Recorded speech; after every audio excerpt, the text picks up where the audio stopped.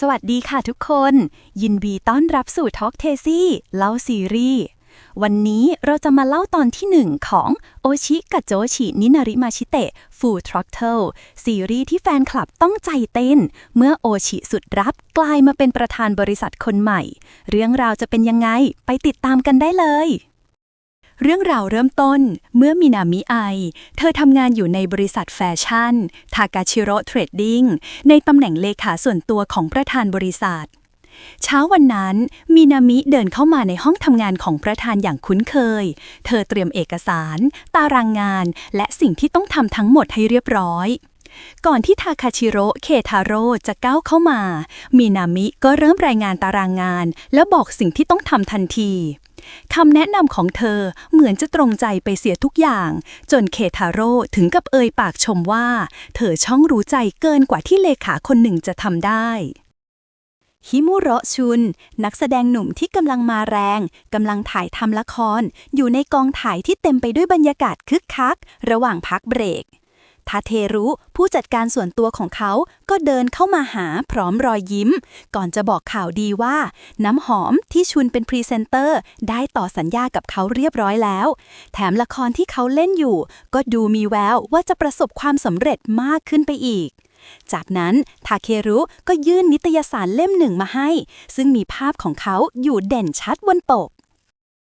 ทางด้านมินามิกำลังยืนฟังกลุ่มเพื่อนร่วมงานคุยกันอย่างตื่นเต้นเกี่ยวกับข่าวใหญ่ล่าสุดเสื้อผ้าของบริษัทพวกเธอได้ขึ้นปกนิตยสารแฟชั่นชื่อดังที่สุดในตอนนี้เสียงชื่นชมดังลั่นทั่วออฟฟิศทันทีเมื่อรู้ว่าคนที่สวมใส่ชุดนั้นบนปกคือชุนเพราะเขาดูหล่อเหลาและโดดเด่นจนทุกคนอดไม่ได้ที่จะพูดถึงแต่แล้วในจังหวะที่ทุกคนกำลังตื่นเต้นประธานบริษัทที่เดินผ่านมาได้ยินบทสนทนานั้นเข้าพอดีเขาถึงกับหยุดยืนนิ่งสีหน้าแสดงความไม่พอใจอย่างเห็นได้ชัดมินามิที่สังเกตเห็นท่าทีของประธานรีบเดินตามเขาไปทันทีท่านประธานดูจะไม่พอใจกับสิ่งที่เกิดขึ้นนักเขาตั้งคำถามขึ้นด้วยน้ำเสียงเรียบแต่แฝงความไม่เข้าใจว่าผู้ชายคนนั้นมีดีอะไรนักหนาถึงได้เป็นที่พูดถึงกันมากมาย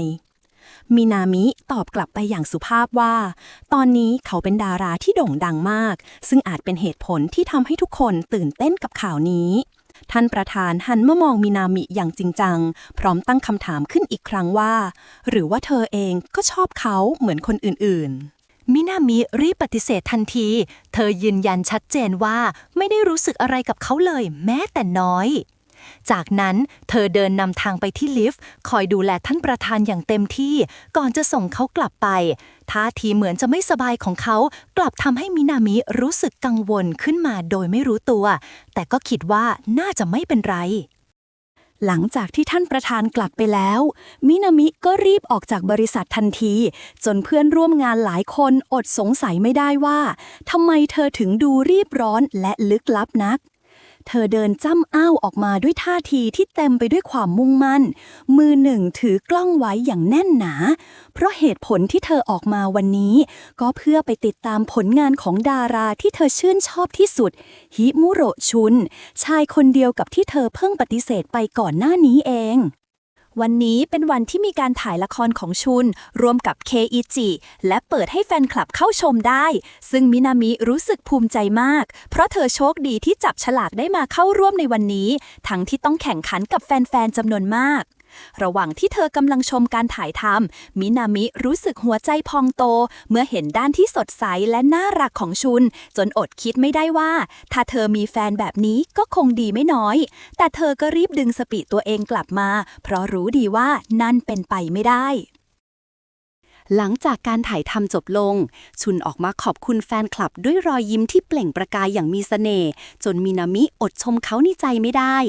เขาเดินเข้ามาใกล้เรื่อยๆจนเธอรู้สึกประหม่าและเพียงแค่เขากระพริบตาให้เธอก็แทบจะลืมหายใจในทันทีเธอได้รู้จักเพื่อนใหม่ในงานและทั้งคู่ก็คุยกันอย่างถูกคอเกี่ยวกับชุนทั้งเรื่องละครเวทีและผลงานภาพยนตร์ต่างๆระหว่างทางกลับมินามิย้ำกับตัวเองว่าเธอได้พบดาวแห่งชีวิตของเธอแล้วและเพราะมีเขาเธอจึงรู้สึกมีแรงบันดาลใจและความสุขในการใช้ชีวิต เช้าวันต่อมาขณะที่มินามิเข้ามาทำงานเธอเปิดประตูเข้าไปในห้องของท่านประธานและพบว่าเขาล้มลงหมดสติอยู่บนพื้นที่โรงพยาบาลผู้บริหารนิกาอิโดะบอกกับมินามิว่าอาการของท่านประธานน่าจะเป็นกล้ามเนื้อหัวใจตายเฉียบพลันและอาจมีอาการเจ็บแน่นหน้าอกมาสักพักแล้วก่อนขอให้เธอกลับไปพักเพราะตอนนี้ท่านประธานอยู่ในระหว่างพักฟื้นเมื่อกลับมาที่บริษัทมินามิได้ยินเพื่อนร่วมงานพูดคุยกันว่าประธานคนใหม่อาจเป็นนิกาอิโดะแต่บางคนก็บอกว่าท่านประธานมีลูกชายเพียงคนเดียวซึ่งไปทำธุรกิจที่ต่างประเทศและไม่น่าจะกลับมาส่วนอีกกระแสพูดถึงหลานชายที่ประจำอยู่ประเทศไทยแต่ดูเหมือนไม่ค่อยลงรอยกับท่านประธานและยังมีหลานชายอีกคนที่ไม่มีใครรู้ข้อมูลเลยแม้แต่น้อยหัวหน้าเลขาคานาเอะออกมาประกาศให้ทุกคนเก็บเรื่องนี้ไว้เป็นความลับห้ามปล่อยข่าวให้คนนอกหรือสื่อรู้โดยเด็ดขาดมินามิเข้าไปเยี่ยมท่านประธานที่โรงพยาบาลและเขาขอให้เธอช่วยดูแลเรื่องประธานคนใหม่แทนตนด้วยหลังจากเยี่ยมเสร็จมินามิเดินออกมาแต่เพิ่งนึกได้ว่าลืมมือถือไว้ข้างบนเธอรีบกลับไปเอาและพบชายคนหนึ่งที่ทำตัวน่าสงสัยกำลังถ่ายรูปอยู่ในห้องนั้นคำเตือนของคานาเอะผุดขึ้นมาในหัวเธอรีบเข้าไปหาเขาแต่ชายคนนั้นกลับวิ่งหนีทันทีมินามิวิ่งตามและคว้าตัวชายคนนั้นไว้ได้หลังจากยื้อแย่งกันอยู่ครู่หนึ่งทั้งคู่เสียหลักล้มลงไปกับพื้นและในจังหวะนั้นเองมินามิก็ได้เห็นใบหน้าของเขาอย่างชัดเจนเขาคือฮิมุโระชุนไอดอลที่เธอหลงไหลมานานเมื่อชุนได้สติเขาได้ยินเสียงฝีเท้าของผู้คนจำนวนมากกำลังวิ่งเข้ามาใกล้จึงรีบลุกขึ้นและคว้ามือมินามิให้หนีไปด้วยกันอย่างไม่ลังเลมินามิตกใจจนแทบไม่เชื่อสิ่งที่เกิดขึ้นไอดอลที่เธอรักมากที่สุดกำลังจับมือเธออยู่จริงๆในตอนนี้ทั้งคู่รีบหลบไปตรงมุมเงียบเพื่อหนีจากกลุ่มแฟนคลับหัวใจของมินามิเต้นแรงเมื่อได้อยู่ใกล้เขาหลังจากแฟนคลับผ่านไป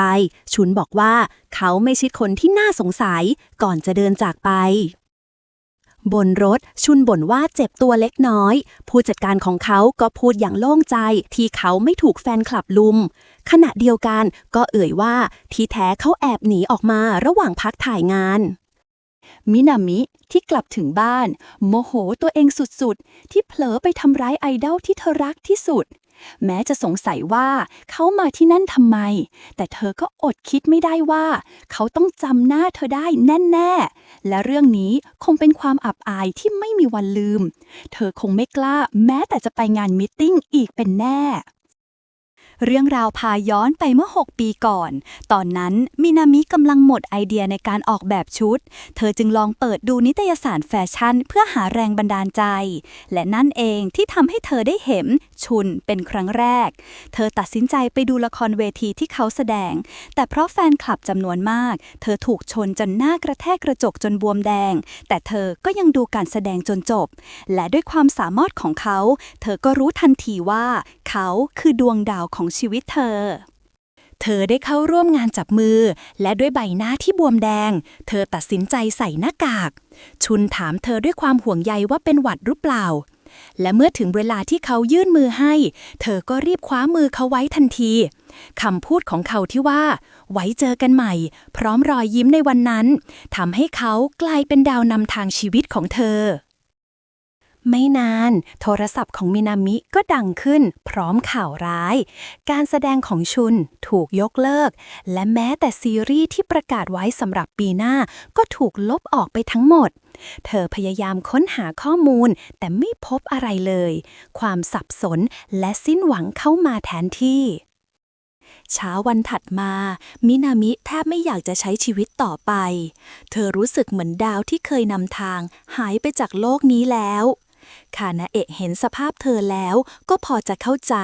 ว่าความเศร้าครั้งนี้เพราะเธอจงรักภักดีกับประธานคนเก่ามากในขณะที่มินามิเข้าไปในห้องประธานเธอก็ยังเผลอภาวนาในใจว่าอยากให้เขากลับมาเพราะตอนนี้ชีวิตของเธอเหลือเพียงแค่งานเท่านั้น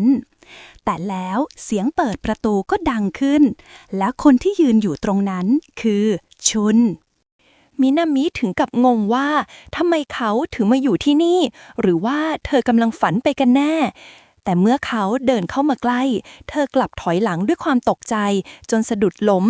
ชุนรีบพุ่งเข้ามาคว้าตัวเธอไว้ได้ทันและทั้งคู่จ้องตากันราวกับเวลาหยุดลงเขาบอกว่านั่นมันเจ็บมากเลยนะเสียงของเขาทำให้มินามิได้สติขึ้นมาในทันทีเธอรีบผละตัวออกห่างก่อนจะกล่าวขอโทษด้วยน้ำเสียงสั่นและรีบแนะนำตัวเองว่าเธอเป็นเลขาของท่านประธานบริษัทก่อนที่เขาจะแนะนำตัวเองว่าเขาชื่อทาคาชิโร่ชุนและบอกว่าเขาเป็นหลานชายของท่านประธานคำพูดนั้นทำให้มินามิยิ่งตกใจมากขึ้นไปกว่าเดิมไม่นานนิไกอิโดะก็เปิดประตูเข้ามาและเอ่ยเรียกเขาว่าท่านประธานมินามิถึงกับตะลึงหนักกว่าเดิมเมื่อรู้ว่าไอดอลที่เธอรักไม่เพียงแต่เป็นหลานของท่านประธานเท่านั้นแต่ตอนนี้เขากลายเป็นประธานบริษัทคนใหม่ไปแล้วทันใดนั้นภาพวันที่เธอเคยผลักและทำร้ายเขาก็ผุดขึ้นมาในหัวอีกครั้งเธอรีบกล่าวคำขอโทษออกไปด้วยความรู้สึกผิดชุนมองเธอแล้วก็เพียงแค่ยิ้งออกมาส่วนมินามิได้แต่คิดอยู่ในใจว่านี้อาจเป็นช่วงเวลาที่น่าอายที่สุดในชีวิตของเธอเลยก็ว่าได้จบไปแล้วสำหรับตอนที่ 2ถ้าชอบคลิปนี้ช่วย Subscribe กดไลค์เพื่อเป็นกำลังใจให้เราทำคลิปต่อไปด้วยนะ